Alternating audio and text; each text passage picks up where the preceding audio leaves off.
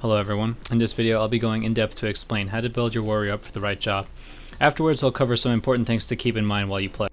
First we have our stat priorities, haste, versatility, and mastery. This is where you're going to come up against your first real choice in terms of how you start gearing your warrior. You're going to either look for a smooth source of incoming damage or just a flat total damage reduction. If you favor haste, then you're going to get a lot more shield slams in, which will not only increase your shield block uptime, but give you more rage so that you can spam ignore pain more frequently.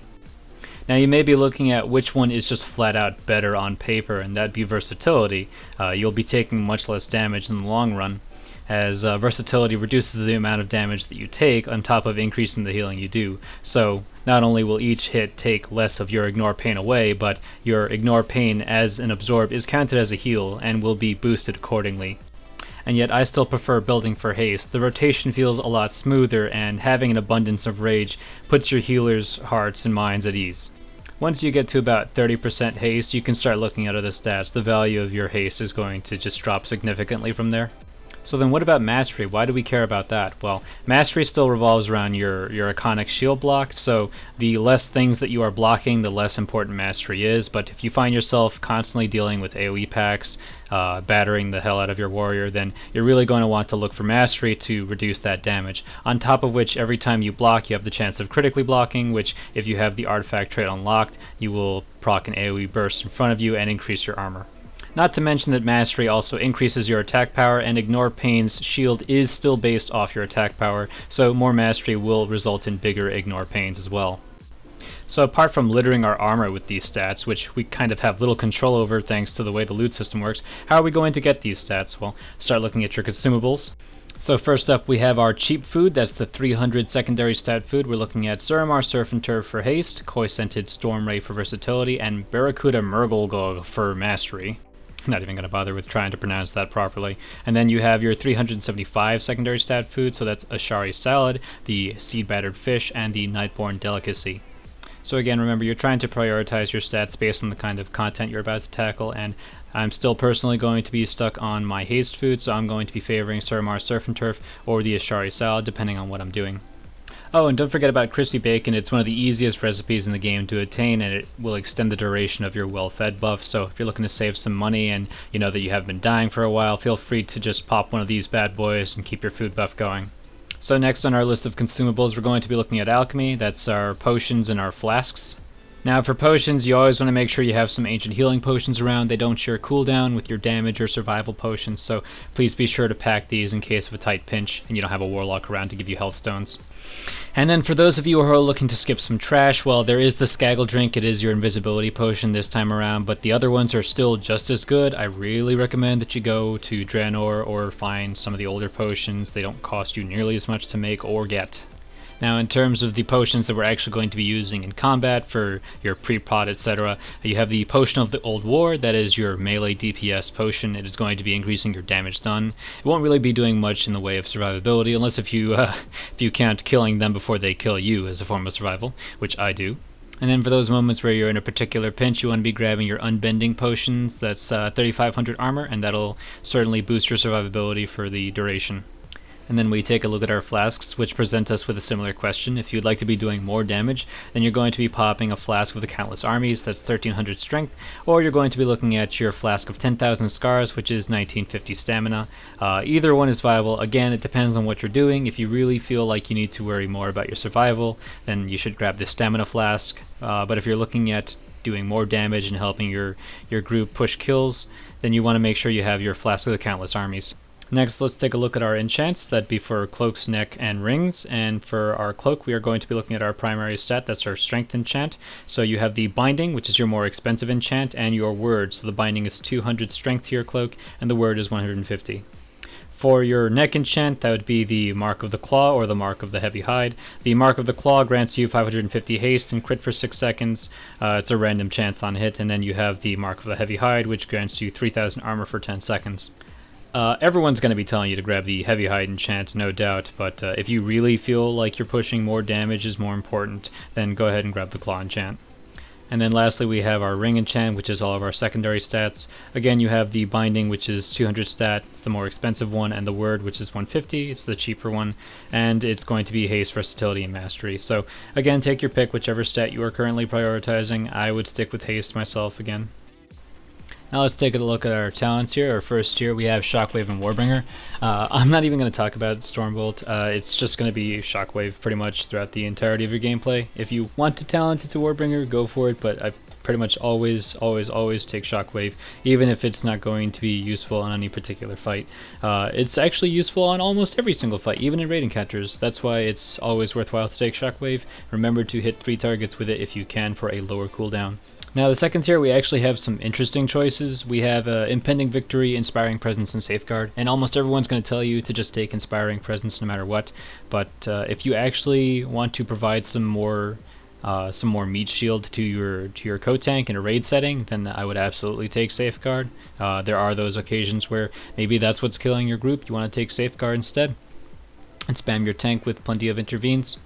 But now, why am I not counting out Impending Victory? A lot of people would say this is just a leveling talent or a talent when you're by yourself, but it's actually not nearly as bad as everyone makes it out to be. There are moments where Impending Victory, although it's only 15%, it is potentially going to save your life. It is a very annoying choice there. It costs rage. It's something that you can't do off the global cooldown. Most people are just going to default to Inspiring Presence, but Impending Victory is not out of the running for me by any stretch of the margin. So on the third tier, you have Avatar and Ultimatum. Those are the two choices I would be going back and forth between, and the reason why I would take Avatar is if I'd be pairing it up with Booming Voice for more burst situations. Otherwise, you would be doing the combo of Ultimatum and Vengeance, and we'll be talking about how you utilize that and make the most benefit of it.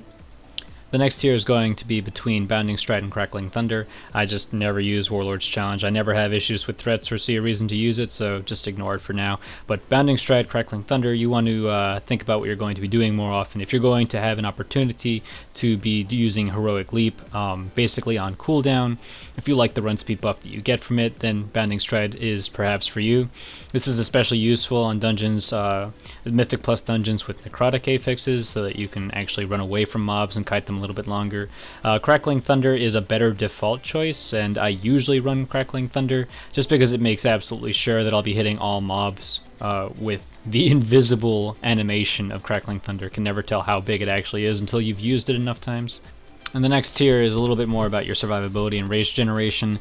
I always take Indomitable. There's pretty much never a situation where I'm never using Indomitable. Never Surrender is, in theory, better when you're going to keep yourself hovering on low health, but that is not a positive tank philosophy to stay low on health for extended periods of time. If you could get one shot, it's just a terrible risk.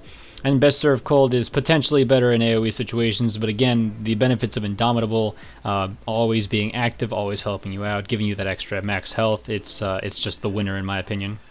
And then we have our tier 6, which is a little bit of a damage option, sort of. You have Vengeance, Booming Voice, and Into the Fray. I pretty much never take Into the Fray. I would always rather pick the other two. Vengeance, you always want to pair it up with Ultimatum. If you get free Ultimatum procs from your Shield Slam, you'll get a free use of Ignore Pain, essentially, or a free discounted use of Ignore Pain. But if you are looking for more bursty type of choices, then you're going for Booming Voice. Now bear in mind that if you're using Booming Voice, this is going to take away the use of Demo Shout as a more defensive cooldown, because you're using it essentially to pair it up with damaging cooldowns, and you're going to be doing things like Booming Voice, Avatar, Battle Cry, Netherian's Fury, the artifact ability, or Revenge Spam. This will really do a lot of damage and whittle down AoE packs. This will also go really well with Ravager if you really want to take that one as well, but I actually skip out on Ravager, and I'll explain that in a moment. If you want to do more longevity, you'll take Vengeance with Ultimatum, because this will just give you smoother damage, but also much better survivability. You'll be survivable between these periods instead of relying on being really strong at the start of a fight and then you kind of peter down because you don't have your cooldowns ready, so you're a little more desperate in the middle. You want to make sure you have consistent survivability. This is more of a raid heavy build. I would say you take Ultimatum, Vengeance, and then you just tough it out through a majority of the fight. And then you have your level 100 talents. I pretty much always take Heavy Repercussions, although I could be taking Ravager. To me, it's better in my opinion to keep that shield block uptime as high as possible. It's a bit of a shame, really. All these talents are not really that impactful or switchable. I always pretty much run the same talents, but I do have options, I guess. I would say, though, you're always going to take heavy repercussions. It just puts your shield block uptime to the max, and if you really want to use Ravager for a little bit more burst AoE damage, well, then you have that option. But I would also never take Anger Management. It's just going to offset your cooldowns, and as a tank, especially encounter to encounter, I would prefer not to use my defensive cooldowns on cooldown. It just doesn't make sense to me. I would rather use them at more beneficial moments instead. So then your next question, probably the all-important question of how do I build my artifact weapon? Well, a lot of people are going to tell you no matter what you're going to build for Dragon Skin first, and I'll actually recommend that you either take Dragon Skin or Might of the Vrykul. So since you're going to be getting all of these in the long run anyway, what's the point? Well, building it up first kind of is based on what kind of content you plan on tackling first. As a raider and someone who looks to do Mythic plus dungeons, this was a difficult choice for me, but I decided I would build for the group content, the 5-man content first, and that I would take Dragon Skin at a later time. Now, what makes Might of the Vrykul more of a 5-man thing? Well, in dungeons, your time spent dealing with enemies is done in short bursts, which is why I also took the Booming Voice Avatar combination, because those are talents designed specifically to take out small packs of enemies that are dealing a ton of damage or are incredibly troublesome in a very small frame of time. By building toward Might of the Vrykul, you're also picking up the Last Stand artifact perk, which makes it so that your on-demand survivability is going to be stronger, which is, again, something that you'll be needing in burst situations, not for long-term situations. So by taking Might of the Vrykul, or by building for that first, alongside Booming Voice and Avatar, you're going to have moments where you have a ton of rage and deal a ton of damage, and you're going to be a much meatier and stronger tank for those portions of time. Bear in mind that if 5-man content is not your thing, you're looking to do in-game rating progression first, or you wanted to push those mythic kills first in Emerald Nightmare and so on, then you want to make sure you go and grab Dragon Skin first. Those are for the long haul, when you really need to just stay there with Vengeance and Ultimatum, building up very strong Ignore Pains for a very long period of time without break. So lastly, we're going to be talking about our rotation, what our ability priority is going to be, and how we're using our major abilities, the ones with a much longer cooldown. The very, very basic rotation, just think about this as your single target rotation without any other outside factors. You need to master this because it's incredibly easy, and there are plenty of other things that you can focus on once you have this thing playing in the back of your head. You don't even think about it anymore, just let your fingers do the work. You're going to be running in with charge, put up your shield block, start using your shield slam. Once shield slam is on cooldown, you're just going to keep devastating until shield slam comes back. And the only time you're going to use revenge in a single target situation is in that last global cooldown before shield slam would be coming back. If you didn't get lucky with your reset procs, then you're going to use revenge on that last one before shield slam comes back. And that's about it for this single target rotation. Nothing interesting there. Once you get to more than one target, Revenge will start doing more damage per cast than Shield Slam. But you're still going to want to use Shield Slam because it will generate more rage. So for the purposes of survivability, of making sure you get more Ignore Pain, or focusing down a single target, you want to be using Shield Slam still. Now let's look at your artifact ability, Neltharion's Fury. That actually does slightly less damage than 2 Revenges will. So if you happen to have a lucky proc and Revenge immediately resets, then 2 casts of Revenge will take as long and deal slightly more damage than 1 Neltharion's Fury will do.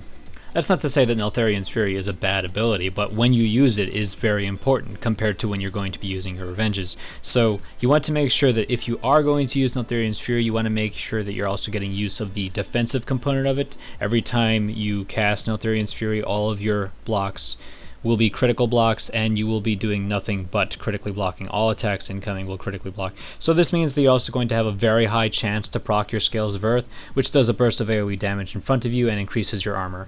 And this means that when you want to use Neltharian's Fury, you don't want your enemies stunned. You want to make sure that there's quite a few of them. You'll get much more benefit out of it. The more things wailing on you, the higher chance you have to proc your Scales of Earth. Even if you want to use this ability single target for any particular reason, you want to make sure that they are going to be beating on you physically at the time. So now we have all this rage. How are we going to be spending our rage? Well, you have only 3 dumps for rage. That's focus rage, which is for damage, and then for your defensive you have shield block and you have ignore pain. And unfortunately, shield block costs so little rage that it's basically going to always be up. You want to make sure that it is always up, and Blizzard really took the choice out of your hands here. It's always going to be up. If you don't have it up, you're doing it wrong. And then you want to basically focus the rest of your rage game on when you're going to be using Ignore Pain versus when you're going to be using Focus Rage. So keep in mind that if you're going to be using the Ultimatum and Vengeance combination of talents, that you're going to want to use something to track which buff that you have at all times. In case you get sidetracked in the middle of combat, you want to make sure that you're actually using each of the buffs to buff one another. So the mathematics of it comes down to that you always want to have at least 40 rage, 39 rage when you're using a buffed Ignore Pain. Otherwise, just make sure you're always using maxed out Ignore Pains. And if you have Dragon Skin on your artifact, then you want to make sure you're also using that as often as you can. In terms of overcapping your Ignore Pain, make sure that you have an add-on that can track the maximum absorb of Ignore Pain that you have so that you're not wasting your rage on Ignore Pain. You also want to make sure that you're still refreshing it at the last tick, just to make sure it doesn't fall off whatever amount is remaining. And you also want to make sure that when you do get a Dragon Scales proc and you do have that extra 40% Ignore Pain, you want to try and hold on to those as long as you can as well, because refreshing that one will also remove the maximum benefit that you get, that additional 40% that you get for using a Dragon Scales proc. That will also go away if you refresh your Ignore Pain. So those are the 3 things you want to make sure that you are not accidentally doing to remove your Ignore Pains.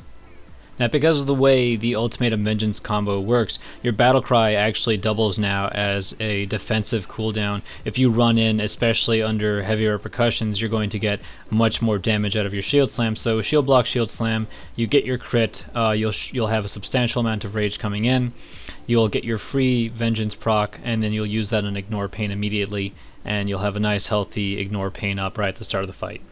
For that small duration of battle cry, especially if you have a low amount of haste, you want to make sure that you're devastating as much as you can. Get a reset, try and get at least 1 more shield slam if you can. It will be a guaranteed crit. It'll give you another free use of Ignore Pain essentially, or a cheaper use of Ignore Pain. So now that we have the basics of our rotation, our abilities that come back to us very frequently, let's talk about some of our lengthier abilities, the minute-long cooldowns of Battle Cry, Demo Shout, and Neltharian's Fury. Those are all a little bit longer, so how do we use those a little more appropriately? Neltharian's Fury is a pretty frequent ability. It's on a 45-second cooldown, so you want to use this as often as possible. If the situation is optimal for it, you want to use it as early as possible, so it'll come back to you pretty quickly. As far as Demo Shout goes, you want to make sure that you're using that. If you're pulling heavy, if you have an opportunity to pull heavy, make sure that you do so. That won't get your group killed, and that you can use Demo Shout to smooth out that incoming damage at the start of the fight. And of course, you want to be pairing up your Battle Cry with your offensive abilities. If you have Ultimatum Vengeance, you want to make sure that you're using plenty of shield slams in the middle of it so that you can get those discounted Ignore Pains. If you chose Booming Voice and Avatar though, I would actually recommend waiting on Battle Cry to pair it up with your Demo Shout and your Avatar. That way you always have that extra beefy window of opportunity to be critting through the entire time. And so now we're coming up to our lengthier cooldowns. That's Last Stand and Shield Wall. Shield Wall, you really want to make sure that you're using it preemptively. If you know you're going to take a lot of damage and you know that it's going to burden your healer to try and keep up with the amount of bouncing your life bar is going to do, then you want to use Shield Wall in those situations. Otherwise, you really want to save it and make sure you just hold on to it in the meantime. You should be able to handle most situations without the use of Shield Wall. Last Stand, also a bit of a rainy day ability. If shit's hitting the fan, you want to make sure you have Last Stand ready. It'll quickly bring you up quite a bit. It'll give you a lot of that extra health. Make sure you won't get one shot, basically, at whatever point you're at. And your Ignore Pains will be much bigger because of the additional 30% health. Even more if you have relics that have the Will to Survive artifact perk alongside them. Lastly, I'm going to be talking about the add-on that I've been using throughout the video. That would be Tell Me When, and you can use weak auras if you're more comfortable with them, but I'm more comfortable with Tell Me When, so I will be providing strings for this in the description.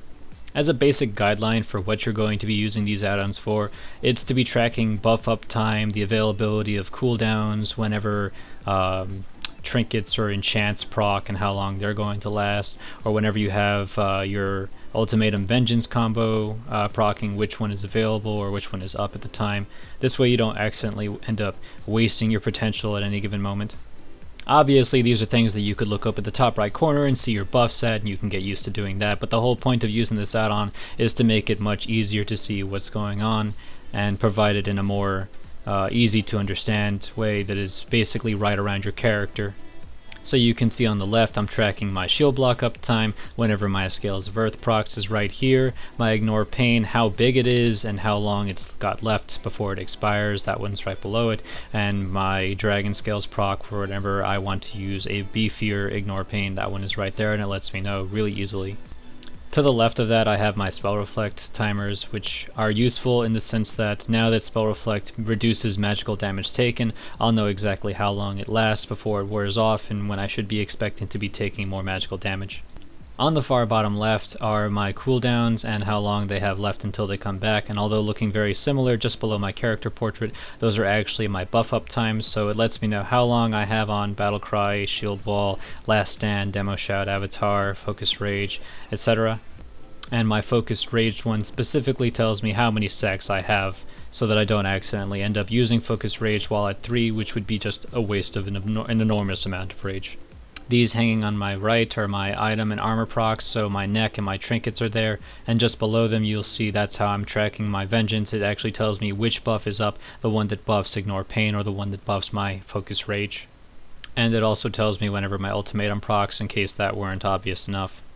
And the last thing I want to leave you with is a reminder that using Intercept on friendly targets if they are in melee range, and if it's possible to do so without getting them killed, without accidentally turning a breath or a tail swipe onto your group, then you want to make sure that you can do so and that you have a macro ready for it. This is the one that I use, it's down in the description below, and I like to use it on tanks or any nearby melee. I'll make sure I focus a player in dungeon groups and raids so that I can constantly be intercepting them and getting that extra bit of rage when I need it.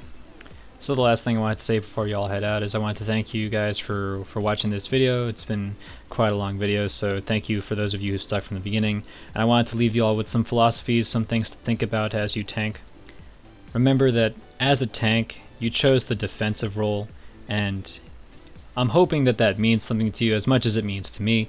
It means that when you go into a dungeon, your job isn't just to go and kill as many things as you can and just make sure you have aggro on everything.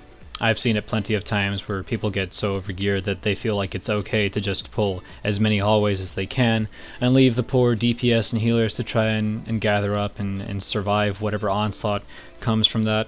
Regardless of what skill level you have or what amount of gear you have, your job is, as the tank, to defend other players, and it is your job to make sure that other people live. You want to make sure that other people actually have that chance to stand up.